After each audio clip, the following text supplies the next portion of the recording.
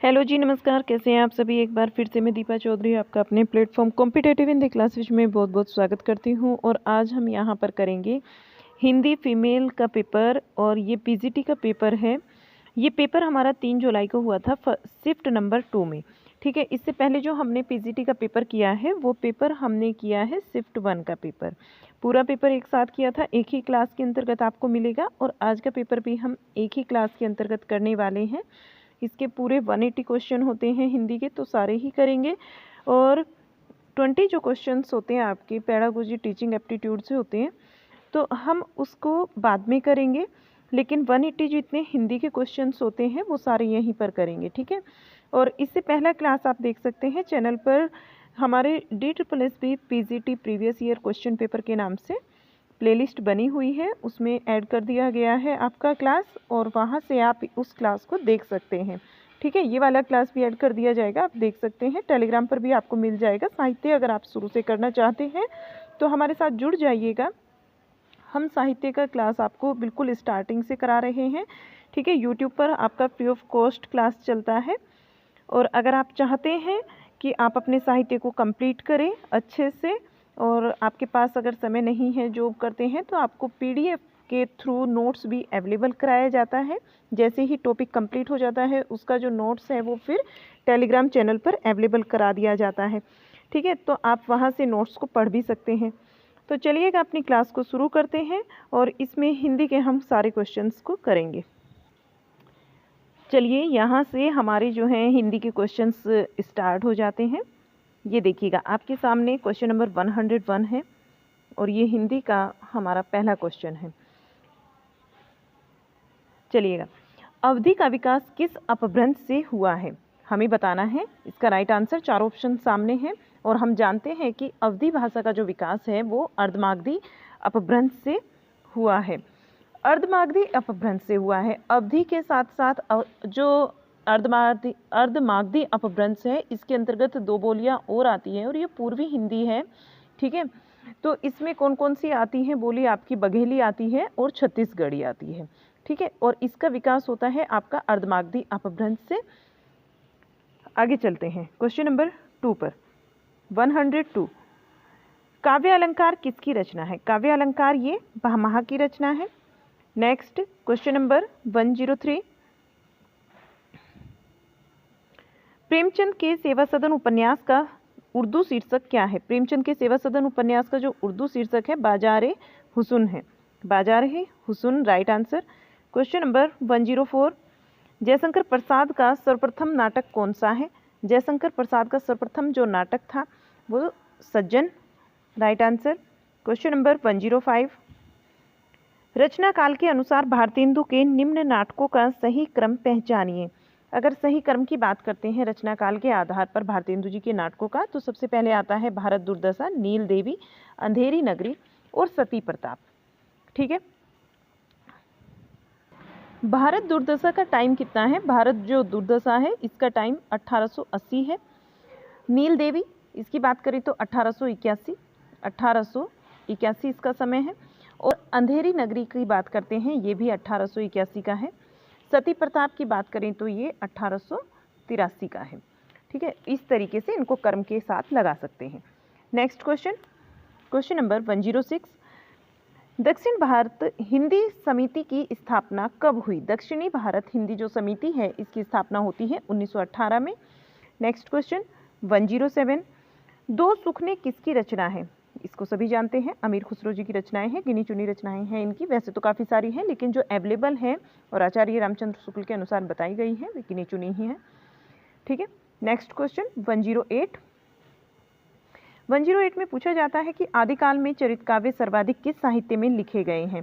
सर्वाधिक जो चरित काव्य है जैन साहित्य के अंतर्गत लिखे गए हैं। जैन साहित्य आप पढ़ चुके हैं, फिर से अगर क्लास लेना चाहते हैं तो हमारे चैनल पर अवेलेबल है। हिंदी साहित्य का इतिहास के नाम से प्लेलिस्ट बनी हुई है, सीक्वेंस में आपको सारी क्लासेज मिल जाएंगी। और बिल्कुल नए सिरे से आपको एक नई बैच के थ्रू स्टार्टिंग की गई है। हम लोग यूट्यूब पर भी पढ़ा रहे हैं, तो यूट्यूब पर भी हमने फ्री ऑफ कॉस्ट ये बैच सबके लिए ही रखा है, आप लोग ज्वाइन कर सकते हैं। ठीक है, और क्लास को ले सकते हैं। चलिएगा नेक्स्ट क्वेश्चन 109, भक्ति धर्म का रसात्मक रूप है, यह किसने कहा था? भक्ति धर्म का रसात्मक रूप है, ये कथन किसका है? आचार्य रामचंद्र शुक्ल जी का है।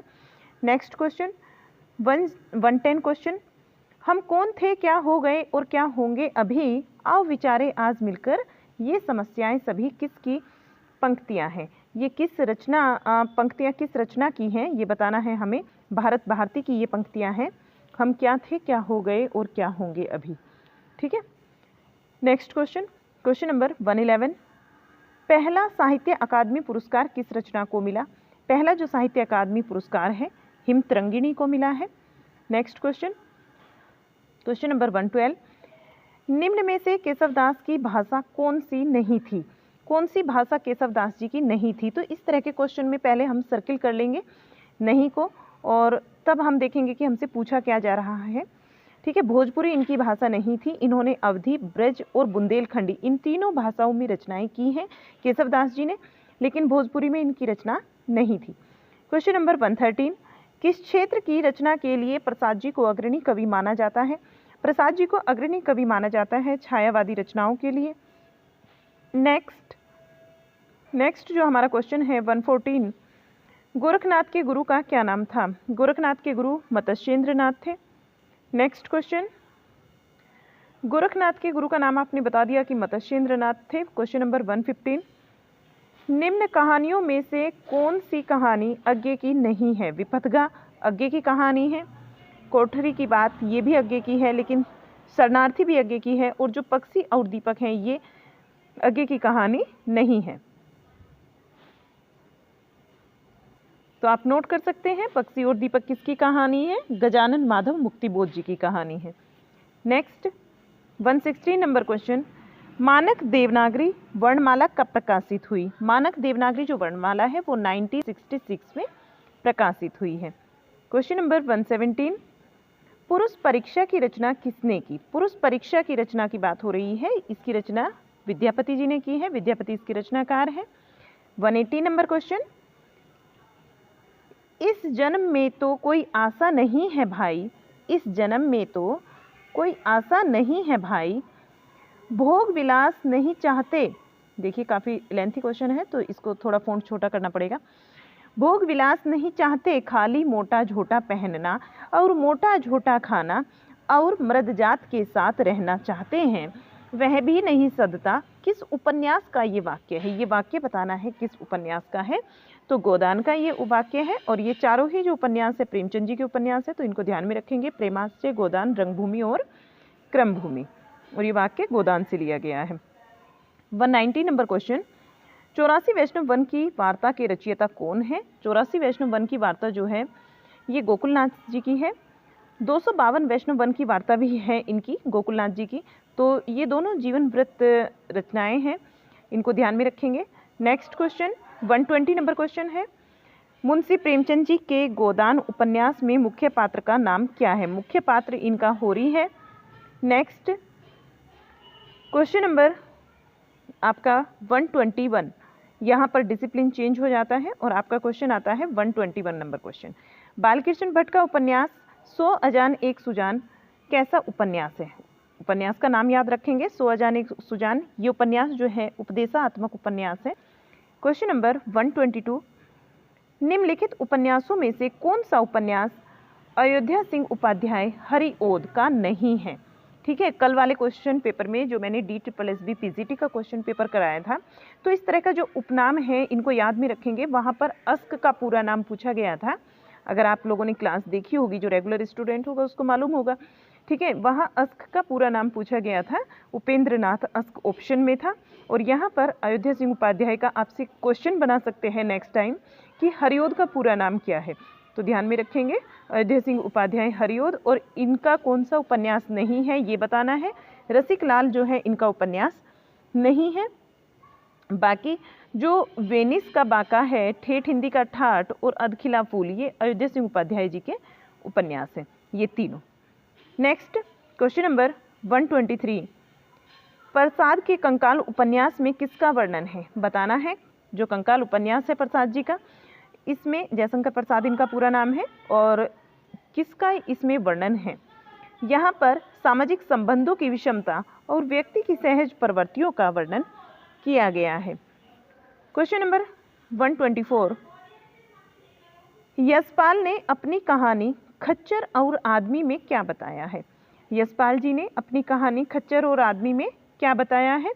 इन्होंने बताया है कि जो अपने को परिस्थितियों में ढाल लेता है वही बच पाता है। ठीक है, जो अपने आप को परिस्थितियों के अकॉर्डिंग ढाल लेगा, बदल लेगा, परिवर्तन ले आएगा अपने अंदर, वही क्या होता है, अंत में बच पाता है। नेक्स्ट क्वेश्चन 125, ताई कहानी का लेखक कौन है? ताई कहानी का लेखक बताना है विश्वंभर नाथ कौशिक। कौशिक इनका उपनाम है। ठीक है, इसे ध्यान में रखेंगे। विश्वंभर नाथ कौशिक जो है ये ताई कहानी के लेखक हैं। क्वेश्चन नंबर 126, निम्न उपन्यासों को उनके प्रकाशन काल के अनुसार सही क्रम में लगाइए। प्रकाशन काल के अनुसार इनको सही क्रम में लगाना है। तो चलिएगा लगाते हैं। यहाँ जो पहला आपका उपन्यास होगा मैला आंचल, फिर बूंद और समुद्र, अमृत और विष, कठ और गुलाब, यहाँ पर इनका क्रम सही माना जाएगा। अब मैला आंचल का आप समय नोट कर सकते हैं। मैला आंचल का जो समय है वो 1954 है। मैला आंचल का समय आप नोट कर सकते हैं 1954 है। और ये किसकी रचना है? फणीश्वर नाथ रेणु जी की रचना है मैला आंचल। ठीक है, बूंद और समुद्र की बात करते हैं तो इसका समय 1956 है और ये अमृत लाल नागर की रचना है। नेक्स्ट क्वेश्चन, ये क्वेश्चन कह रही हूँ, नेक्स्ट जो रचना है अमृत और विष। अमृत और विष का समय देखते हैं तो 1966 होगा और इसके रचनाकार भी अमृत लाल नागर ही होंगे। आगे कठ गुलाब आते हैं, कठ गुलाब की रचना आती है और इसका ये मर्दुला गर्ग की रचना है। कठ गुलाब 1996 इसका टाइम है। ठीक है, तो इन सारे समय को आप ध्यान में रखेंगे, नेक्स्ट टाइम भी पूछा जा सकता है। अगला जो क्वेश्चन है हमारा 127, राजा भोज का सपना किसकी कहानी है? ये कहानी शिव प्रसाद सितारे हिंद की है। सितारे हिंद इनको उपाधि मिली हुई थी शिव प्रसाद जी को। नेक्स्ट क्वेश्चन 128, दुखिनी बाला किसका नाटक है? दुखिनी बाला राधा कृष्ण दास जी का नाटक है। नेक्स्ट क्वेश्चन, क्वेश्चन नंबर 129, भावों की भिड़ंत शीर्षक से एक लेख किस पत्रिका में छपा? जो भावों की भिड़ंत शीर्षक है इससे जो लेख छपा है ये प्रभा पत्रिका में छपा है। नेक्स्ट क्वेश्चन, क्वेश्चन नंबर 130, निम्न में से जगदीश चंद्र माथुर का एकांकी संकलन कौन सा है? जगदीश चंद्र माथुर का एकांकी संकलन बताना है भोर का तारा, ये इनका एकांकी संकलन है।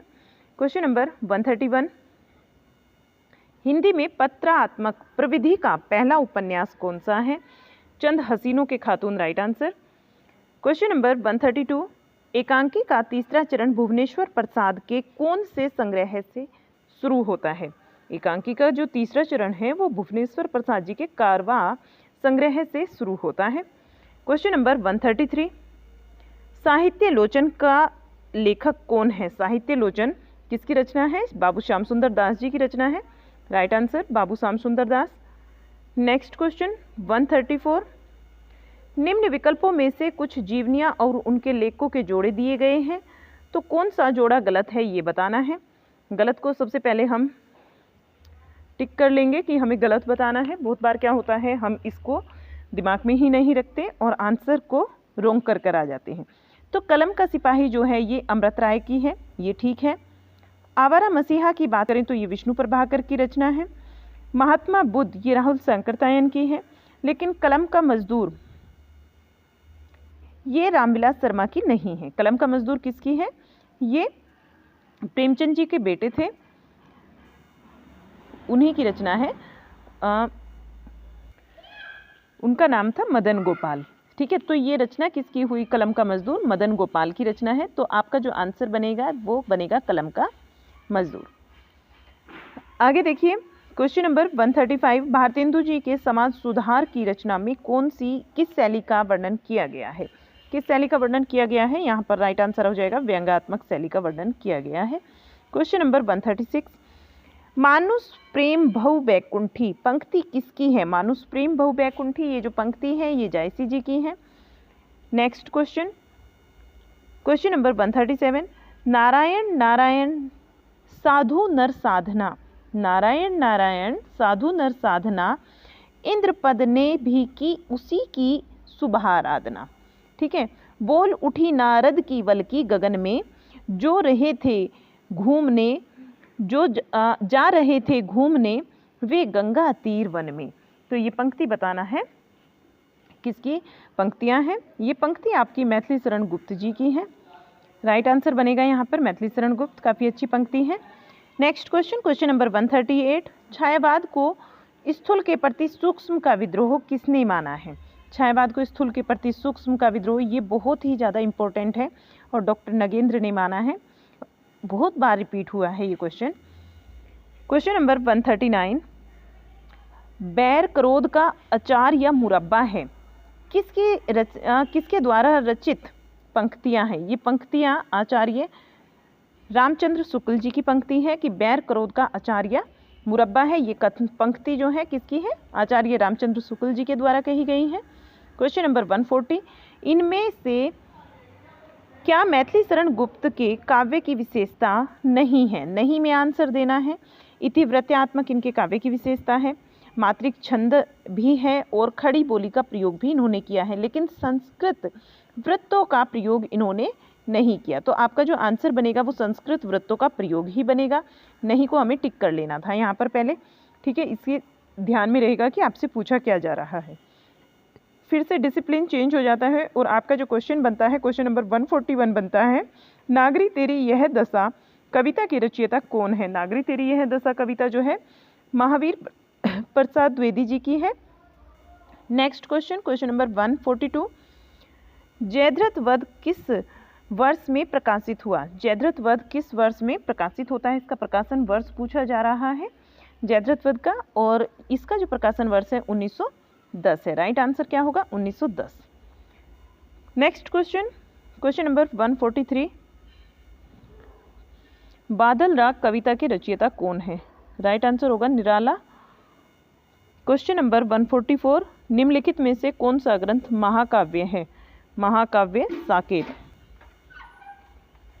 क्वेश्चन नंबर 145, निम्नलिखित में से किस काव्य को शोक गीत के अंतर्गत माना जाता है?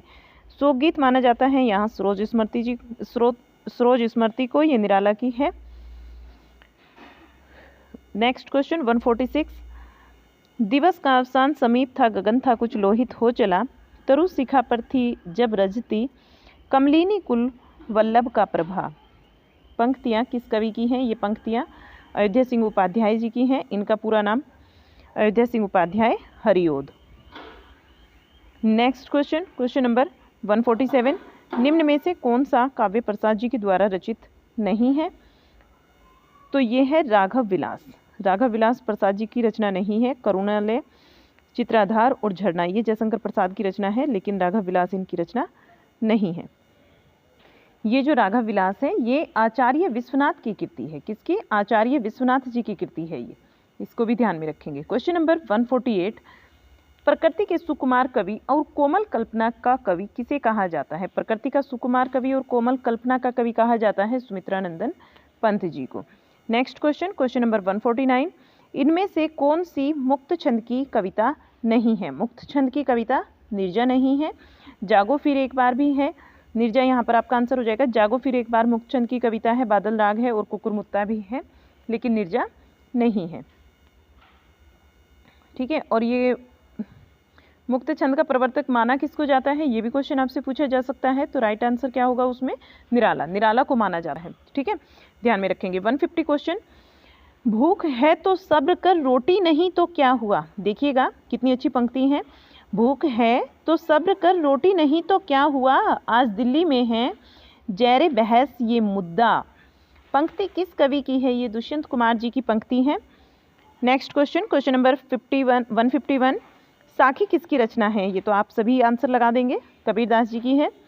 क्वेश्चन नंबर 152, नई कविता के प्रमुख कवि इनमें से कौन है? नई कविता के प्रमुख कवि हैं अज्ञे। क्वेश्चन नंबर 153, निम्न में से कौन केशव ग्रंथावली के संपादक हैं? केशव ग्रंथावली के संपादक विश्वनाथ प्रसाद मिश्र हैं। क्वेश्चन नंबर 154, युगधारा किसकी एक काव्य कृति है? युगधारा बताना है किसकी काव्य कृति है? ये नागार्जुन जी की है युगधारा। क्वेश्चन नंबर 155, संशय की एक रात के रचनाकार कौन है? नरेश मेहता राइट आंसर हो जाएगा। क्वेश्चन नंबर 156, मिलन का नाम मत लो मैं विरह में चीर हूँ। देखिए कितनी अच्छी पंक्तियां यहाँ दी हुई हैं। मिलन का नाम मत लो मैं विरह में चीर हूँ, बीन भी हूँ मैं तुम्हारी रागनी भी हूँ, दूर हूँ तुमसे अखंड सुहागनी भी हूँ। पंक्तियाँ किसकी हैं? निम्नलिखित ये जो पंक्तियाँ हैं आपको दी गई हैं, ये पंक्ति पूछा जाता है कि ये पंक्ति किसकी है? महादेवी वर्मा जी की है। ठीक है, तो राइट आंसर हो जाएगा महादेवी वर्मा। क्वेश्चन नंबर 157, निम्न में से किस कवि को वाणी का डिक्टेटर कहा जाता है?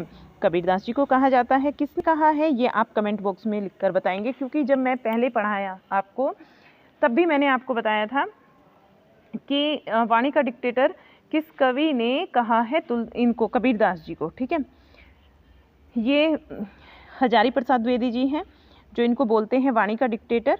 ठीक है, ध्यान में रखना। आगे चले, अगला क्वेश्चन, क्वेश्चन नंबर 158, भग्नदूत किसका काव्य संग्रह है? भग्नदूत, भग्नदूत जो है ये अज्ञे का काव्य संग्रह है। क्वेश्चन नंबर 159, निम्न विकल्पों में से कौन सा विकल्प नीचे दिए गए शब्द का सही समानार्थी शब्द नहीं है? सोना, सोना का बताना है। हेम भी होता है, सुवर्ण होता है, कुंदन होता है, लेकिन द्वीप नहीं होता। और इन्होंने नहीं में ही आंसर पूछा था आपसे। नेक्स्ट क्वेश्चन 160, निम्न विकल्पों में से दिए गए शब्द के सही अनेकार्थी रूप वाला विकल्प चुनना है। शब्द दिया गया है आपको कर, आपको बताना है कि इसका सही अर्थ वाला विकल्प कौन सा होगा। कर का मतलब हाथ भी होता है और किरण भी होता है, तो राइट आंसर आपका यही बनेगा। Next question, question number 161, discipline फिर से चेंज हो जाता है और क्वेश्चन है आपका, निम्न विकल्पों में से उस विकल्प को चुनिए जो दिए गए शब्द युग्म का सही अर्थ वाला विकल्प है। अभिज्ञ और अविज्ञ। देखिए अभिज्ञ क्या होता है? अभिज्ञ जानकार को कहते हैं, अविज्ञ मूर्ख को बोलते हैं। ठीक है, क्वेश्चन नंबर 162, निम्न विकल्पों में से कौन सा विकल्प नीचे दिए गए शब्द का सही विलोम शब्द है? यश का बताना है, अपयश होता है, कुयस नहीं होता, कुयस इसका नहीं होता विलोम शब्द, सुयस भी नहीं होता और यशहीन भी नहीं होता। क्या होता है? अपयश होता है, सही बताना था। क्वेश्चन नंबर 163, निम्न विकल्पों में से उस विकल्प का चयन कीजिए जो दिए गए समस्त पद के सही संप्रदान तत्पुरुष का विकल्प है। यानी कि रहा खच्चर, रहा खच्चर का आपको बताना है संप्रदान तत्पुरुष के लिए क्या बनेगा। संप्रदान का आपको मालूम है के लिए आता है, संप्रदान का जो विभक्ति चिन्ह होता है वो मतलब होता है के लिए। ठीक है, तो रहा खर्च, रहा के लिए खर्च, इस तरीके से आप बना सकते हैं। आपका राइट आंसर हो जाएगा रहा के लिए खर्च। क्वेश्चन नंबर 164, निम्न विकल्पों में से उस विकल्प का चयन करें जो प्रत्यय से बने शब्द का सही विकल्प नहीं है। प्रत्यय से बने शब्द का सही विकल्प यहाँ पर कौन सा नहीं है? देखिए अपवाद, अपवाद ही नहीं होगा क्योंकि अपवाद में वाद में अप क्या लगा है? उपसर्ग लगा हुआ है। अप जो है यहाँ पर उपसर्ग का कार्य कर रहा है। ठीक है, आगे आपका धुंधला और व्यक्तित्व में तव और धुलाई में ई। ठीक है, धुलाई में धुलधन आई, आई प्रत्यय है और धुंधला इसमें आ प्रत्यय लगा हुआ है। तो इस तरीके से आप बता देंगे कि अपवाद जो है अपवाद में हमारा उपसर्ग है ना कि ला प्रत्यय। क्वेश्चन नंबर 165, निम्न विकल्पों में से उस विकल्प का चयन कीजिए जो दिए गए विग्रह के सही समस्त पद का विकल्प है। सही समस्त पद का विकल्प बताना है। दीनों का नाथ यानी कि Dina Nath. Next 166 number question, निम्न विकल्पों में से उस विकल्प का चयन कीजिए जो दिए गए शब्द का सही समानार्थी शब्द नहीं है। नहीं में मिथ्या का बताना है। मिथ्या का अयथार्थ भी होता है और मृषा भी होता है, असत्य भी होता है, लेकिन शोणित नहीं होता। तो राइट आंसर क्या बनेगा? यहाँ पर शोणित होगा। क्वेश्चन नंबर 167, निम्न विकल्पों में से उस विकल्प का चयन कीजिए जो दिए गए समस्त पद में कर्म धारणा समास का विकल्प नहीं है। कर्म धारणा समास का विकल्प है सज्जन, सज्जन का होता है सत धन जन, ये कर्मधारीय समास का विकल्प होगा। सत है जो जन। क्वेश्चन नंबर 168, निम्न विकल्पों में से उस विकल्प का चयन कीजिए जो दिए गए शब्द के अनेकार्थी रूप वाला विकल्प नहीं है। पृष्ठ का बताना है, पृष्ठ को पीठ, पेज और पीछे का भाग बोलते हैं, लेकिन नहीं में आंसर देना है तो हम बताएंगे किताब। क्वेश्चन नंबर 169, पागलपन शब्द में कौन सा प्रत्यय लगा हुआ है? पन प्रत्यय है, पागल में पन प्रत्यय लगाएंगे तो क्या बनेगा? पागलपन। क्वेश्चन नंबर 170, निम्न विकल्पों में से उस विकल्प का चयन करें जो परा उपसर्ग से बना शब्द है। परा से यहाँ पर प्राभूत बना है, प्रकाश और परिणाम तथा प्रयास ये शब्द नहीं बनते, प्राभूत बनता है। क्वेश्चन नंबर 171, निम्न विकल्पों में से उस विकल्प का चयन कीजिए जो दिए गए शब्द युग्म का सही अर्थ वाला विकल्प है। शुचि और सची, शुचि का मतलब होता है पवित्र और सची का मतलब होता है इंद्राणी। राइट आंसर बनेगा पवित्र और इंद्राणी। क्वेश्चन नंबर 172, निम्न विकल्पों में से उस विकल्प का चयन कीजिए जो भाववाचक संज्ञा का सही विकल्प नहीं है। भाववाचक संज्ञा का यहाँ पर निपुणता भी है, इंसानियत है, ठगी है, लेकिन पुरुष नहीं है, तो पुरुष आंसर हो जाएगा। क्वेश्चन नंबर 173, निम्न विकल्पों में से उस विकल्प का चयन कीजिए जो मध्यम पुरुषवाचक संज्ञा का सही विकल्प है। मध्यम पुरुषवाचक संज्ञा का बताना है, और मध्यम पुरुष में कौन कौन आता है? तुम, तुम्हारा, इस तरह के शब्द आते हैं। तो तुम से ही पता चल जाएगा यहाँ पर कि तुम अपना काम करो, ये मध्यम पुरुष है। ये उत्तम पुरुष के अंतर्गत आता है। मैं अपना काम कर रहा हूँ, उत्तम पुरुष में आएगा। वह अपना काम कर रहा है या उसने अपना काम किया, ये अन्य पुरुष के अंतर्गत आएगा। क्वेश्चन नंबर 174, निम्न विकल्पों में से उस विकल्प का चयन कीजिए जो दिए गए वाक्य के अनुसार विशेषण के भेद का सही विकल्प हो। यह बहुत बीमार है, इसे थोड़ा पानी देना चाहिए। थोड़ा पानी उन्होंने बता दिया कि थोड़ा पानी, तो परिणामवाचक होगा यहाँ पर। क्वेश्चन नंबर 175, निम्न विकल्पों में से उस विकल्प का चयन कीजिए जो दिए गए वाक्य के अनुसार सही क्रियापदबंध का विकल्प हो। आज सुबह रवि बहुत देर तक सो रहा था। बहुत देर तक सो रहा था और क्रियापदबंध बताना है तो सो रहा था, ये क्रियापदबंध के अंतर्गत आएगा।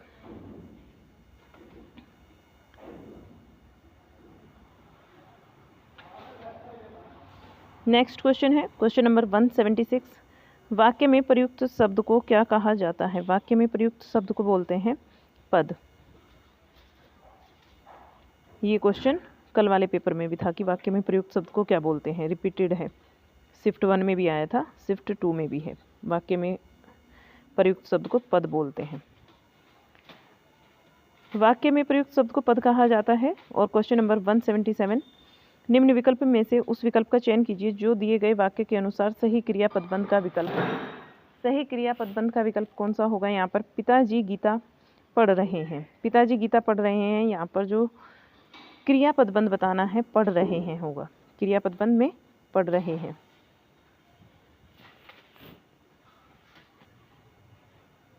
क्वेश्चन नंबर 178, निम्न विकल्प में से उस विकल्प का चयन कीजिए जो द्रव्यवाचक संज्ञा का विकल्प सही विकल्प है। द्रव्यवाचक संज्ञा का सही विकल्प है यहाँ पीतल। नापने तोलने वाली जो चीज़ें होती हैं वे सारी द्रव्यवाचक संज्ञा के अंतर्गत आती हैं। निम्न क्वेश्चन नंबर 179, निम्न विकल्प में से उस विकल्प का चयन कीजिए जो दिए गए वाक्य के अनुसार सही क्रिया भेद का विकल्प हो। राम ने एक सुंदर घर बनवाया। यहाँ पर बनवाया जब कार्य किसी दूसरे के द्वारा कराया जाता है तो वो प्रेरणार्थक क्रिया के अंतर्गत आता है। प्रेरणार्थक क्रिया जो है यहाँ पर राइट आंसर होगा। क्वेश्चन नंबर 180, निम्न वाक्य में कोष्ठक में दिए गए पद का परिचय वाला विकल्प चुनिए। अरे वाह, अरे वाह बताना है। तुम भी खाना बना सकती हो, ये खुश होकर कहा गया है तो हर्षबोधक अव्यय होगा। क्वेश्चन नंबर 181, डिसिप्लिन चेंज हो जाता है। 181 में क्वेश्चन पूछा जाता है, निम्न विकल्प में से उस विकल्प का चयन कीजिए जो दिए गए वाक्य के अनुसार सर्वनाम के भेद का सही विकल्प हो। जो मेहनत करेगा जीत उसी की होगी। जो मेहनत करेगा जीत उसी की होगी। और यहाँ राइट आंसर बनेगा संबंधवाचक।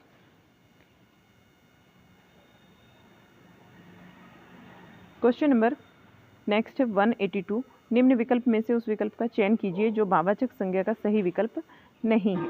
भाववाचक का नहीं है। लड़कपन, इंसानियत और बंधुत्व ये भाववाचक में आते हैं, लेकिन मोटा जो है ये भाववाचक संज्ञा का सही विकल्प नहीं होगा। क्वेश्चन नंबर 183, निम्न विकल्प में से उस विकल्प का चयन कीजिए जो दिए गए वाक्य के अनुसार सही क्रिया विशेषण का पदबंध हो।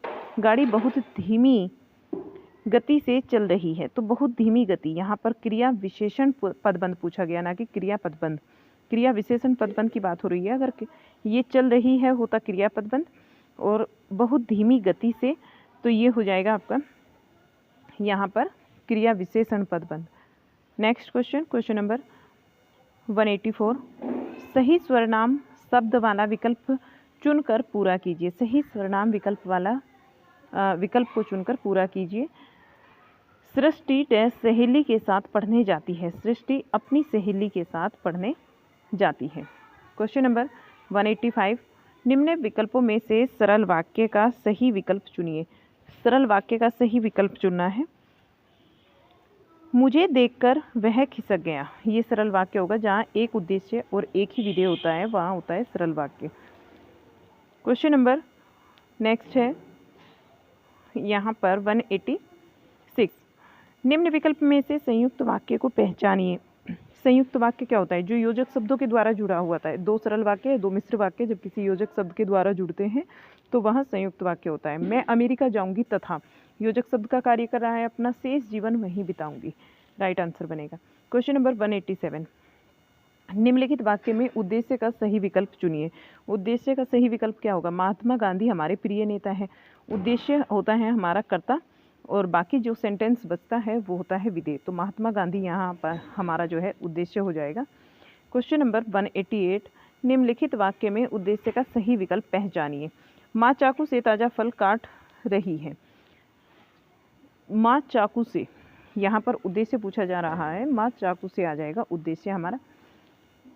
Question number 189। निम्न विकल्पों में से मिश्र वाक्य को पहचानिए। जो विद्यार्थी साहसी होते हैं वे उन्नति करते हैं। जो विद्यार्थी साहसी होते हैं वे उन्नति करते हैं, ये मिश्र वाक्य का उदाहरण है। Question number 190। निम्न वाक्य में कोष्ठक में दिए गए शब्द का उपवाक्य बताइए। निम्नलिखित वाक्य में बताना है। जब तुम मेरे घर आए तब मैं घर पर नहीं था। जब तुम मेरे घर आए, तो ये क्रिया विशेषण उपवाक्य है। क्रिया विशेषण उपवाक्य। Question number 191। निम्नलिखित विकल्पों में से संयुक्त वाक्य को पहचानिए। संयुक्त वाक्य होगा यहाँ रात्रि के 12 बजे और मैंने पढ़ना बंद कर दिया, और योजक शब्द से दो सरल वाक्य जुड़े हुए हैं। Question number 192। निम्नलिखित विकल्पों में सरल वाक्य का सही विकल्प चुनिए।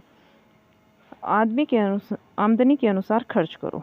दो, जब सरल वाक्य के अंतर्गत क्या होता है? एक उद्देश्य और एक विधेय होता है, वही सरल वाक्य होता है। Question number 193। निम्नलिखित वाक्य में उद्देश्य का सही विकल्प पहचानिए। शिखा की बहन ने अपनी सहेली को जन्मदिन पर मिठाई खिलाई। शिखा की बहन यहाँ पर उद्देश्य हो जाएगा। Question number 194। निम्नलिखित वाक्य में कोष्ठक में दिए गए शब्दों का उपवाक्य का नाम बताइए। वही व्यक्ति उन्नति करता है जो परिश्रमी होता है। जो परिश्रमी होता है विशेषण उपवाक्य होगा। Question number 195। निम्नलिखित वाक्य में विधेय का सही विकल्प चुनिए। विधेय का बताना है। लेखक के आंगन में अनेक पक्षियों के घोंसले हैं। तो अनेक पक्षियों के घोंसले हैं, ये हमारा विधेय हो जाएगा। अनेक पक्षियों के घोंसले हैं। Question number 196। निम्न विकल्पों में से संयुक्त वाक्य को पहचानिए। संयुक्त वाक्य को पहचानना है। लड़का बीमार था इसीलिए वह डॉक्टर के पास गया। इसीलिए एक योजक शब्द है और इसी से दो सरल वाक्य जुड़े हुए हैं। राइट आंसर यही बन जाएगा। Next question, question number 197। निम्नलिखित विकल्प में मिश्र वाक्य को पहचानिए। मैंने जो घोड़ा खरीदा वह बहुत तेज दौड़ता है। जब पहले वाक्य पर दूसरा वाक्य निर्भर करता है, मिश्र वाक्य की पहचान है। Question number 198। निम्नलिखित वाक्य में कोष्ठक में दिए गए शब्द का उपवाक्य नाम बताइए। उपवाक्य का नाम बताइए। राजू ने कहा कि वह कल मुंबई जा रहा है। संज्ञा उपवाक्य है।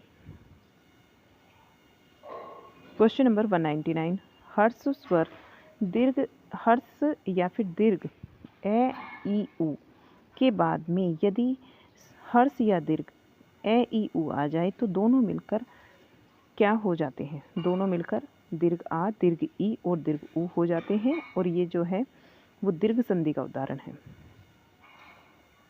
दीर्घ संधि की डेफिनेशन है एक तरीके से संधि। क्वेश्चन नंबर 200, नीचे दिए गए शब्द में प्रयुक्त संधि भेद का विकल्प चुनिए।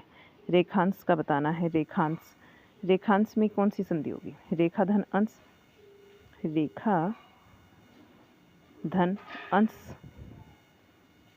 यही तो पढ़ा हमने अभी। आ धन ए बराबर क्या होगा? आ, और तो इसीलिए यहाँ पर दीर्घ संधि होगी। क्वेश्चन नंबर 201, नीचे दिए गए शब्दों का सही संधि वाला विकल्प पहचानिए। तत् धन अनुसार में तद अनुसार होता है। जब त के बाद में ये 13 के नियम के अंतर्गत आता है, कल वाले पेपर में भी यही था कि जब त के बाद में कोई भी स्वर आता है, कोई स्वर आता है, तो वहाँ त जो है अपने ही वर्ग के तीसरे में परिवर्तित हो जाता है, अपने ही वर्ग के तीसरे में परिवर्तित हो जाता है। तो त थ द, त का तीसरे वर्ग का, त वर्ग का तीसरा वर्ण कौन सा होता है? त थ द ध और न, ये होते हैं ना, तीसरा वर्ण हो गया द, तो ये किस में बदल जाएगा? द में बदल जाएगा, इसलिए यहाँ हो जाएगा तदनुसार। क्वेश्चन नंबर 202, नीचे दिए गए शब्दों का सही संधि विकल्प पहचानिए। परम धन ईश्वर का बताना है, परमेश्वर हो जाएगा। परम धन ईश्वर परमेश्वर हो जाएगा। नेक्स्ट, संधि पढ़ाई हुई है तो वहाँ पर आप जाके क्लास को देख सकते हैं। क्वेश्चन नंबर 203, नीचे दिए गए सही शब्द का संधि विच्छेद वाला विकल्प पहचानिए। दिग्गज का बताना है, दिग्गज। दिक धनगज, ये भी वही है, 13 का नियम का जो है गे में परिवर्तित हो गया। नेक्स्ट क्वेश्चन, क्वेश्चन नंबर 204, व्यंजन का व्यंजन से अथवा किसी स्वर से मेल होने पर जो परिवर्तन होता है उसे क्या कहते हैं? उसे व्यंजन संधि कहते हैं। क्वेश्चन नंबर 205, नीचे दिए गए शब्द में प्रयुक्त संधि का सही भेद चुनना है। अत्यंत, अत्यंत का बताना है कि संधि का ये उदाहरण है। अति धन अंत होता है यंत संधि का, अति धन अंत हो जाएगा, तो ये क्या बनेगा हमारा? अत्यंत बनेगा। जब ई और धन ए मिलकर क्या बनाते हैं? ई और ए मिलकर बनाते हैं य, ई को या, ई किस में परिवर्तित हो जाता है? ई को या। इससे यण संधि का जो सूत्र है उसका नाम है इकोयंची। ठीक है, तो ध्यान में रखेंगे इसको, आप क्लास देख सकते हैं संधि का। नेक्स्ट क्वेश्चन है हमारा नेक्स्ट 206, नीचे दिए गए शब्दों का सही संधि वाला विकल्प पहचानिए। निधन सेद का बताना है, निषेध होता है, विसर्ग संधि का उदाहरण है। क्वेश्चन नंबर 207, नीचे दिए गए शब्दों का सही संधि वाला विकल्प पहचानिए। षट धन आनन का बताना है, षडानन होता है। ट जो है ये 13 का ही नियम है, किस में बदल जाएगा? ड में बदल जाएगा। ठीक है, ट वर्ग जो है, ट जो है ये अपने ही वर्ग के तीसरे में परिवर्तित हो जाता है, 13 का नियम है ये भी। तो 13 के नियम से 3 अभी तक एग्जाम्पल आ चुके हैं, 3 क्वेश्चन बन चुके हैं। क्वेश्चन नंबर 208, नीचे दिए गए शब्द का सही संधि विच्छेद वाला विकल्प पहचानिए। मात्रा धन आदेश, मात्र आदेश होता है, मात्र धन आदेश होता है। क्वेश्चन नंबर 209, नीचे दिए गए शब्द का सही संधि विच्छेद वाला विकल्प पहचानिए। संविधान का बताना है, समधन विधान होता है। ठीक है, समधन विधान होता है। नेक्स्ट क्वेश्चन 210, निम्न में से भाषा विज्ञान की पद्धति कौन सी है? वर्णनात्मक, साहित्यिक और ऐतिहासिक, ये भाषा विज्ञान की पद्धति है, वर्णनात्मक, साहित्यिक और ऐतिहासिक। क्वेश्चन नंबर 211, हिंदी वर्णमाला से अ और अंग और अह क्या है? हिंदी वर्णमाला में आपको ये दोनों बताना है, अंग अह, ये किसके अंतर्गत आते हैं? तो ये बहुत बार हमने पढ़ा है कि आयुग वाह के अंतर्गत आते हैं। क्वेश्चन नंबर 212, निम्न विकल्पों में से कौन रस सूत्र के व्याख्याता है? रस सूत्र के व्याख्याता लोलट है, शंकुक है, भटनायक है और अभिनव गुप्त हैं।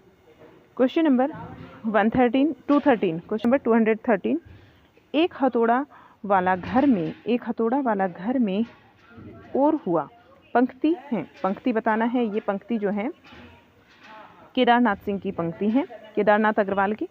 ये पंक्तियाँ हैं। नेक्स्ट क्वेश्चन 214, इसमें से कौन नागरिक प्रचारणी सभा के संस्थापकों में नहीं है? इनमें से कौन नागरिक प्रचारणी सभा के संस्थापकों में नहीं है? तो वे आचार्य रामचंद्र शुक्ल नहीं है। क्वेश्चन नंबर 215, इनमें से निम्न में से किसने आनंद कादामनी का संपादन कार्य किया है? किसने किया है? बद्री नारायण चौधरी प्रेमघन ने। प्रेमघन जो है इनका उपनाम है। क्वेश्चन नंबर 216, भारतेंदु ने दिल्ली दरबार दर्पण को किस शैली में लिखा है? वर्णनात्मक शैली में लिखा है। वर्णनात्मक शैली। क्वेश्चन नंबर 217, ओडिया के महान कवि कौन थे? ओडिया के बताना है महान कवि कौन थे? सरला दास। क्वेश्चन नंबर 218, मिट्टी की बारात किसकी रचना है? ये शिवमंगल सिंह सुमन की रचना है। क्वेश्चन नंबर 219, हिंदी साहित्य के प्रथम इतिहासकार कौन है? हिंदी साहित्य के जो प्रथम इतिहासकार की बात हो रही है गारसा दत्तासी। जब हमने साहित्य का क्लास शुरू किया तो पहले ही दिन हमने पढ़ा था कि प्रथम इतिहासकार के रूप में जाने जाते हैं गारसा दत्तासी। इन्होंने इतिहास लेखन का कार्य किया है और इन्होंने अपने इतिहास को 11 भागों में बांटा है। ठीक है, 11 भागों में वर्णन किया है। अत्यधिक वृत्त होने के कारण इनको वैज्ञानिक दृष्टि से नहीं माना गया, वैज्ञानिकता नहीं की दृष्टि से मतलब इसको अच्छा नहीं समझा गया था। Next question number 220, उनिया Hazari Prasad Dwivedi के किस उपन्यास की पात्र है? उनिया जो है ये बाणभट्ट की आत्मकथा की पात्र है। क्वेश्चन नंबर 221, अग्निपथ के पार चंदन चांदनी का देश किसकी पंक्ति है? अग्निपथ के पार चंदन चांदनी का देश, ये पंक्ति महादेवी वर्मा की है। क्वेश्चन नंबर 222, कर कानन कुंडल मोर पखा उर्पई बनमाल विराजती है में कौन सा अलंकार है? इसमें अलंकार बताना है कौन सा है? अनुप्रास अलंकार यहाँ राइट आंसर होगा। क्वेश्चन नंबर 223, जब उपमान और उपमेय में अभिन्नता या अभेद दिखाया जाए तब वहाँ कौन सा अलंकार कहलाता है? अलंकार होता है तब रूपक। जब अभिन्नता हो या अभेद हो उपमेय और उपमान में तो रूपक अलंकार होता है। और इसका एक पहचान ये भी है कि जब कोई पंक्ति लिखी होती है तो उसमें एक योजक चिन्ह भी लगा होता है, उससे भी आप पहचान सकते हैं। नेक्स्ट क्वेश्चन नंबर 224, शब्द की जिस शक्ति के कारण किसी शब्द का मुख्य अर्थ समझा जाता है वह कौन सी शब्द शक्ति कहलाती है? उसको हम अभिधा कहते हैं। मुख्य अर्थ जब समझा जाता है किसी भी वाक्य का तो वहाँ अभिधा शब्द शक्ति होती है। क्वेश्चन नंबर 225, खोजते हैं सावरे को हर गली हर गांव में, आ मिलो अब जाम प्यारे आमली की छाँव में, आपकी मनमोहिनी छवि बांसुरी की तान जो, गोप गवालों के शरीरों में बसी जो जान वो, में कौन सा छंद है? इसमें छंद है गीतिका। गीतिका छंद का ये उदाहरण है। क्वेश्चन नंबर 226, जो अलंकार शब्द और अर्थ दोनों पर आधारित रहकर दोनों को चमत्कारी करते हैं वह कौन सा अलंकार होता है? उभय अलंकार होते हैं जो शब्द और अर्थ दोनों में चमत्कार उत्पन्न करते हैं, उभय अलंकार का उदाहरण है। क्वेश्चन नंबर 227, देख यशोदा शिशु मुख में सकल विश्व की माया, क्षण भर को वह बनी अचेतन हिल न सकी कोमल काया, में कौन सा रस है? यहाँ पर अद्भुत रस का वर्णन किया गया है, अद्भुत रस है यहाँ। ठीक है।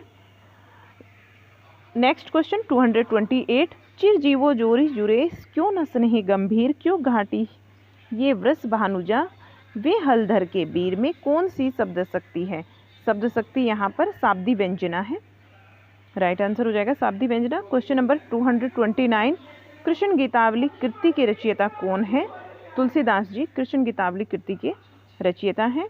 क्वेश्चन नंबर 230, रही खरकती हाय सूलसी पीड़ा उर्मे दशरथ के, ग्लानि त्रास वेदना मंडित शाप कथा वे कह न सके, में कौन सा रस निहित है? करुण रस निहित है, बहुत ही ज़्यादा दुख व्यक्त करते हैं वे। ठीक है। नेक्स्ट क्वेश्चन नंबर 231, सागर सा गंभीर हृदय हो और गिरी सा ऊंचा हो जिसका मन में, कौन सा अलंकार है? उपमा अलंकार है। यहाँ पर सा आप इस शब्द से भी पहचान सकते हैं। ये जो ट्रिक के द्वारा जब मैंने पढ़ाई थी आपको अलंकार, तो आप सा से भी पहचान सकते हैं कि यहाँ कौन सा अलंकार होगा। Next question number 232। वह आता दो टुक कलेजे के कर जाता, पछताता पथ पर आता, पेट पीठ दोनों मिलकर एक चाल रहा लकुटिया टेक, मुट्ठी भर दानों की भूख मिटाने को मुंह फटी पुरानी झोली का फैलाता, दो टुक कलेजे के करता, पछताता पथ पर आता में कौन सा छंद है? इसमें छंद पूछा जा रहा है, कौन सा छंद है? राइट आंसर होगा मुक्तक छंद। Question number 233। क्वेश्चन नंबर 232 का आंसर मुक्तक छंद है। मधुकण किसका काव्य संग्रह है? मधुकण बताना है किसका काव्य संग्रह है? भगवती चरण वर्मा जी का काव्य संग्रह है। Question number 234। आधुनिक छपाई तकनीकी का आविष्कार किससे माना जाता है? जॉन गुटेनबर्ग से माना जाता है। आधुनिक जो छपाई तकनीकी है इसका आविष्कार जॉन गुटेनबर्ग से माना जाता है। 235 आंसर। Question number 235। उपभोक्ता के मन में आकर्षण पैदा कर अपनी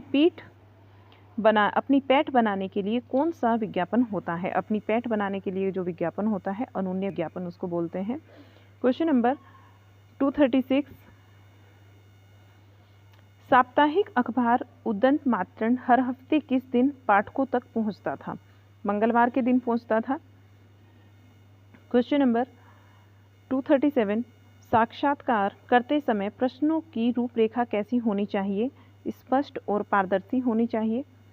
क्वेश्चन नंबर 238। सच की तह तक जाकर उस सतह पर लाने या उजागर करने को हम क्या कहते हैं? सच की तह तक जाकर उसे सतह पर लाने या फिर उजागर करने को हम खोजी पत्रिका कहते हैं। खोजी पत्रकारिता इसको बोलते हैं, खोजी पत्रकारिता। Question number 239। किसी आदर्श लिखाई का हुबहू अनुकरण करना क्या कहलाता है? अनुलेख कहलाता है। Question number 240। भारतीय प्रेस परिषद की स्थापना कब हुई थी? जो भारतीय प्रेस परिषद है 4 जुलाई 1966 को इसकी स्थापना हुई थी। Next question number 241।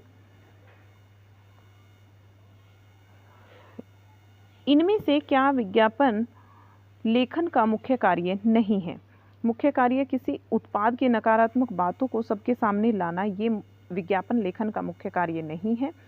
बाकी बाजार में आई किसी वस्तु सेवा या फिर वस्तु की या सेवा की जानकारी लोगों तक पहुंचाना, इसका कार्य है। लोगों के मन मस्तिष्क को प्रभावित करना भी है और उत्पाद के प्रति लोगों के मन में विश्वसनीयता बढ़ाने के लिए भी इसका प्रयोग किया जाता है। Question number 242। फीचर लेखन की भाषा शैली कैसी होनी चाहिए? सरल, सुबोध और आकर्षक होनी चाहिए। Question number 243।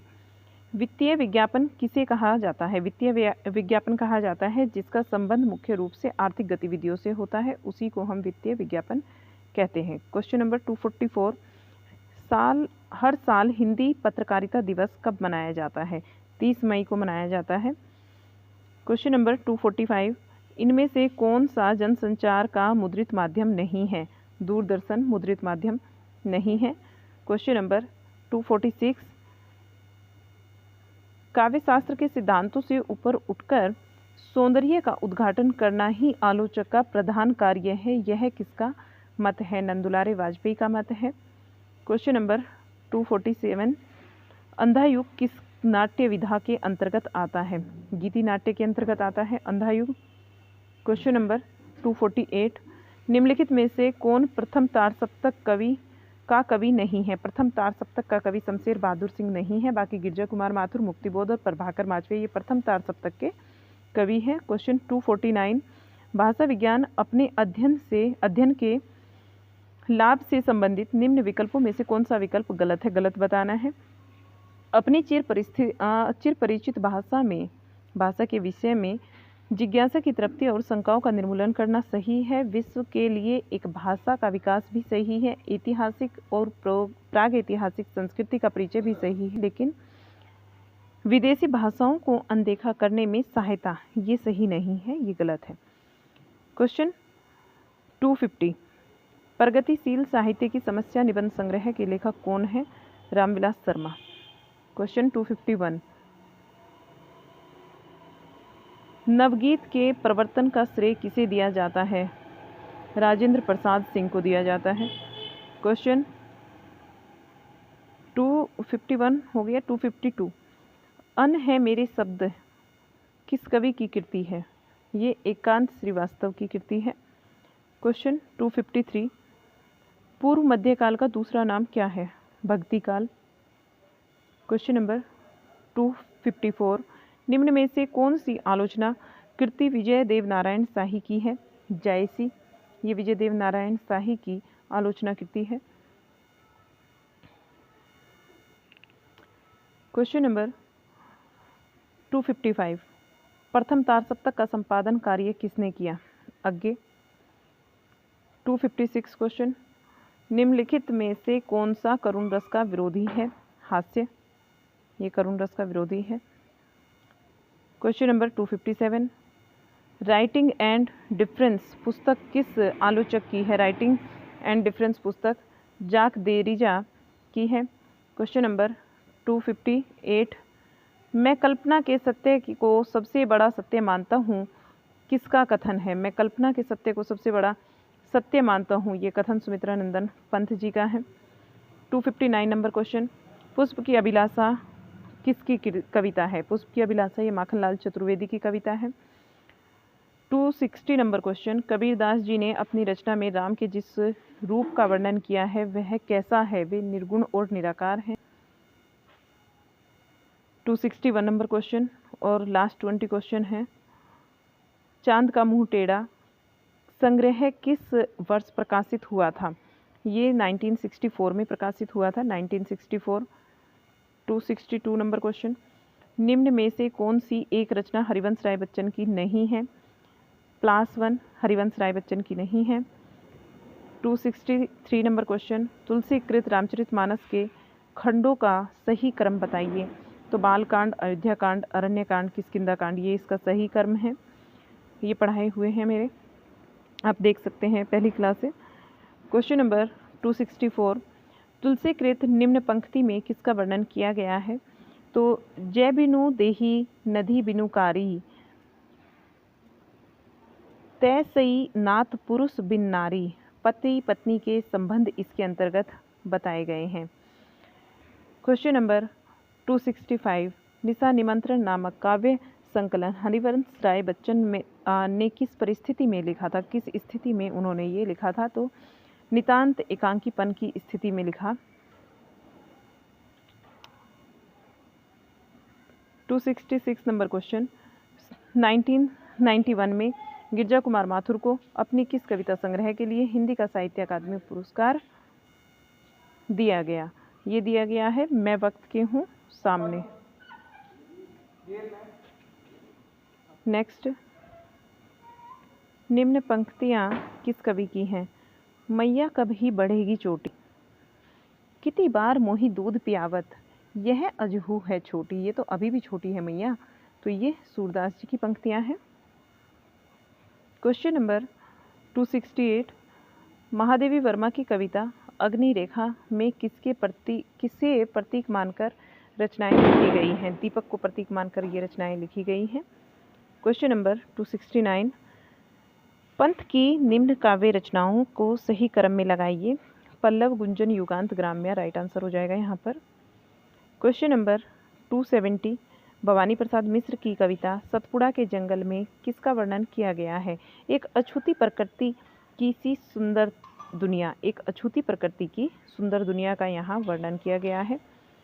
अब एक पैराग्राफ है, फिर पैराग्राफ से संबंधित क्वेश्चन होंगे, फिर एक पद्यांश होगा, पद्यांश के क्वेश्चन होंगे। तो इसको कंप्लीट कर लेते हैं। 10 क्वेश्चन हमारे बचे हुए हैं।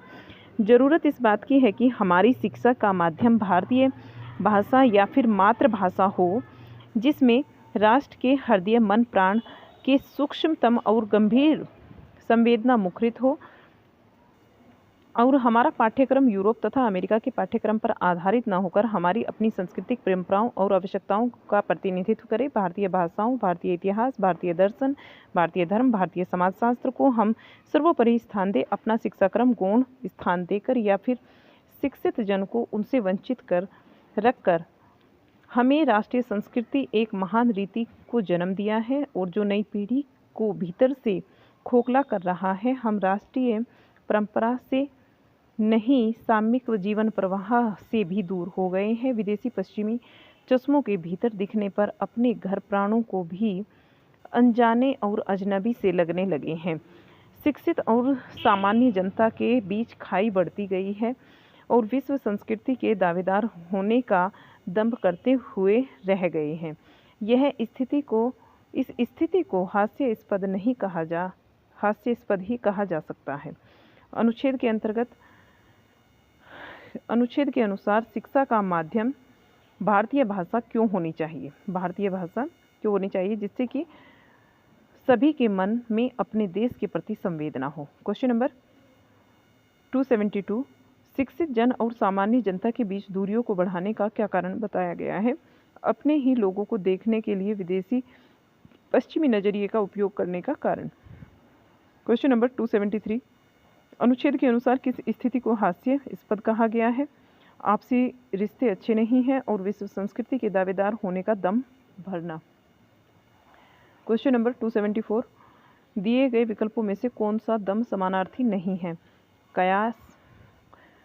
275 नंबर क्वेश्चन, दिए गए अनुच्छेद का सटीक शीर्षक क्या होगा? शिक्षा का माध्यम।